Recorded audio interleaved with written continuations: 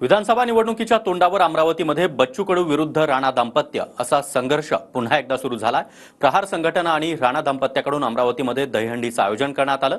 यातूनच बच्चू कडू आणि राणा दाम्पत्यानं एकमेकांविरोधात जोरदार टीका टिप्पणी केली आहे। तर रवी राणा यांच्याकडून नवनीत राणांच्या उमेदवारीचे अप्रत्यक्ष संकेत देखील देण्यात आले। पाहूयात त्या संदर्भातला एक रिपोर्ट। अमरावतीत बच्चू कडू आणि राणा दाम्पत्य यांच्यातला वाद सर्वश्रुत आहे।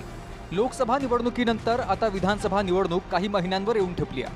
अशातच कडू विरुद्ध राणा दाम्पत्य संघर्ष पुन्हा एकदा डोकं वर काढू लागलाय।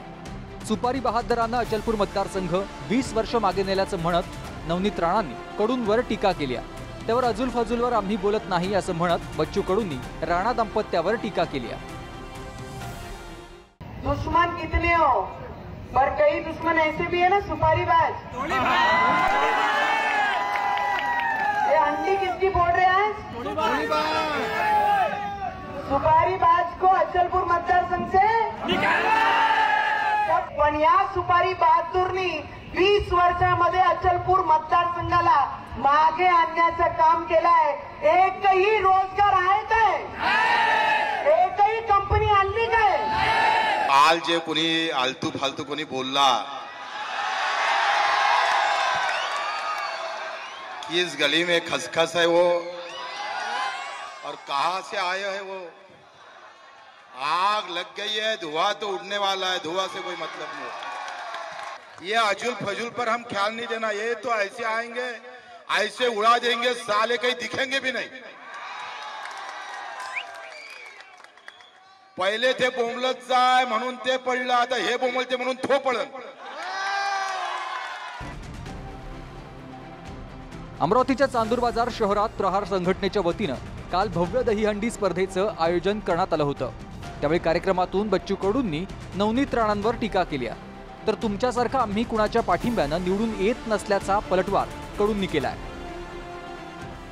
ये मेलघाट के आमदार की भ्रष्टाचार की हंडी है और इस भ्रष्टाचार से मुक्त करने के लिए आने वाले विधानसभा में नवनीत राणा आपके बेटी ने जो कहा है कि यहाँ पे ये समझना कोई उम्मीदवार खड़ा नहीं है, खुद नवनीत राणा खड़ी है, ये समझ के वोट करना है। बोलाले तर एवढं आहे का आंघोळ करायला बकेट घ्यायची गरज नाही, घाम पडन साले।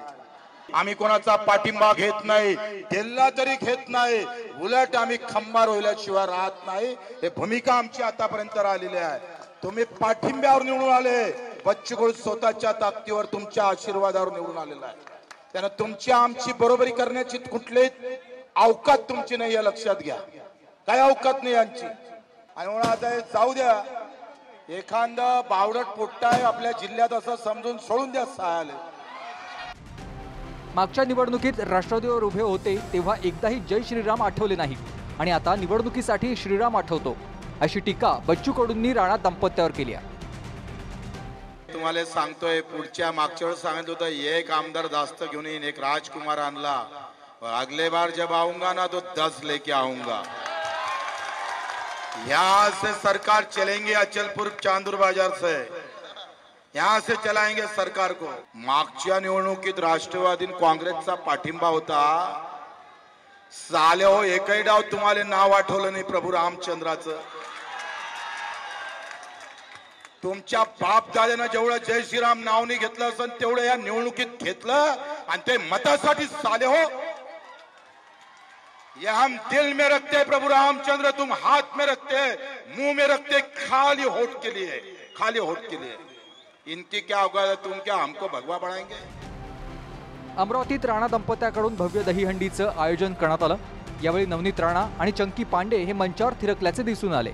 लोकांची मोठी गर्दी या दहीहंडीला पाहायला मिळाली।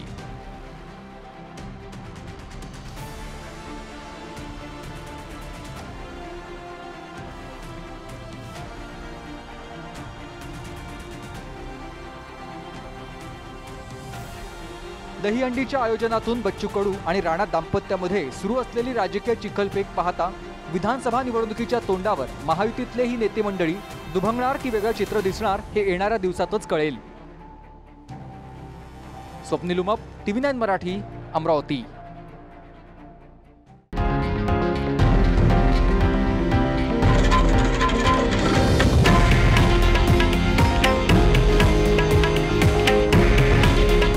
हे आहे देशातील नंबर 1 न्यूज नेटवर्क आणि आपण पाहत आहात TV9 मराठी.